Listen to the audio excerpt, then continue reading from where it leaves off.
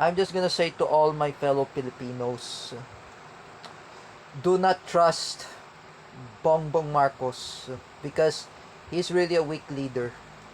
He accuses the Iglesia ni Cristo. You don't know Mr. Fake President Bongbong Marcos? Everyone are Iglesia ni Cristo. Me, I was raised as Iglesia ni Cristo since 2025. But I'm a formerly Shia Muslim. I'm a formerly born again Christian. I'm raised as myself as a Judaism. I raised myself as Iglesia ni Cristo. And then you criticize the Iglesia ni Cristo. You said, I will read it first, Mr. Fake President Bongbong Marcos. Current events. Marcos inakusahan ng Iglesia. I'll read. Marcos administration accuses the Iglesia ni Cristo of paying, look, 3,100 pesos to attend the November protest against corruption. So what, Mr. Fake President Bongbong Marcos? Are you criticizing Iglesia ni Cristo?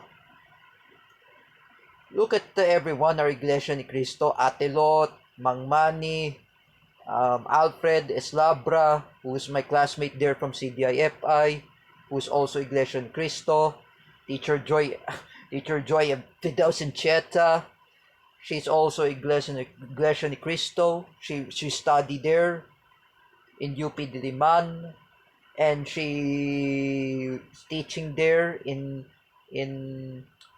Iglesia ni Cristo in New Era University located in Quezon City in Culiat. Even all Iglesia ni Cristo, Net 25 Iglesia ni Cristo. All the place are Iglesia ni Cristo. Emma Tiglao, Iglesia ni Cristo. Even who among Iglesia ni Cristo? Rodante Marcoleta, Iglesia ni Cristo. Me, I'm also Iglesia ni Cristo. I was raised to be Iglesia ni Cristo. Because me, my root was I'm a Jewish. I was raised as Iglesia ni Cristo. Why did you criticize that, Mr. Fake President Bongbong Marcos? Would you call Michi, my classmate from CDIFI, if she is Iglesia ni Cristo, if she is against corruption, would you criticize her? Bongbong Marcos, you need to resign. You need to pay for your consequence for what you are saying. You do not know what is really happened. Putang ina mo, Bongbong Marcos, binatikos mo pala ang Iglesia ni Cristo. That's what I said. You do not know what you're talking about. You are very resilient and defiant. Napakabastos mo, Bongbong Marcos. You do not know what you're talking about. I have a warning message to those idiot Marcos loyalists who were fake Filipinos, such as Paulo Cruzada, Jordan Bunagan, Teacher May Tiburcio, Teacher Alexander Pagkalinawan, Teacher Evelyn Caca, Ate Mel Canete, Ate Dina Guillermo, Sangkay Janjan, Nino Barsaga, Romeo TV Vlog, Gene Asedio and Jeffrey Asedio, and other Marcos loyalists who were fake Filipinos. Here is my accusation against them, and here's what I'm saying. Is this what you like? Yan ba pinagmalalaki ninyo? Yang punyetang presidente na yan? Or that, like I said, napakagago to si Bongbong Marcos. That's what I said. You do not know what I'm talking about. You know, he is very stupid. You know, for everyone, like I said to all my fellow Filipinos, don't trust that pathetic President Bongbong Marcos. Kapal ang muka. That's what I said. You do not know what is corruption.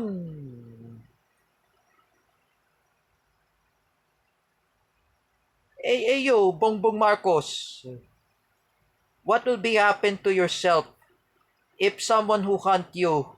Do you know about Felix Manalo? I was told by Ron Eric Miranda.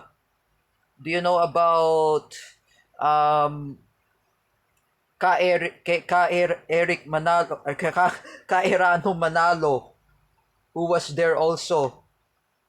If those spirit of Felix Manalo and Erano Manalo, if they hunt you in Malacanang,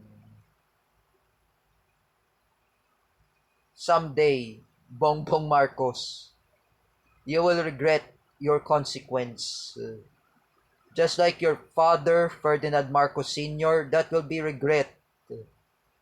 All of Iglesia ni Cristo are against corruption.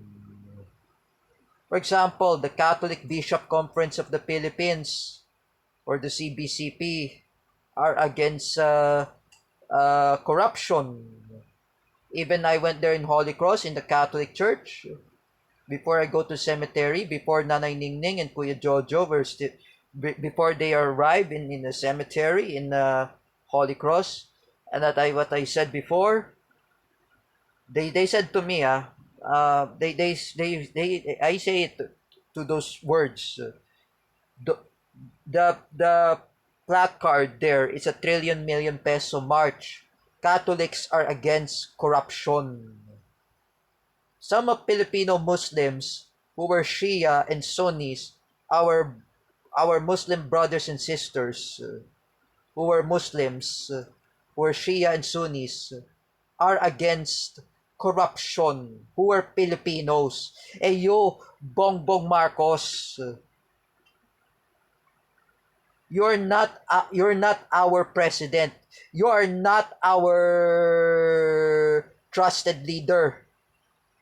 You are a pathetic president of the Philippines.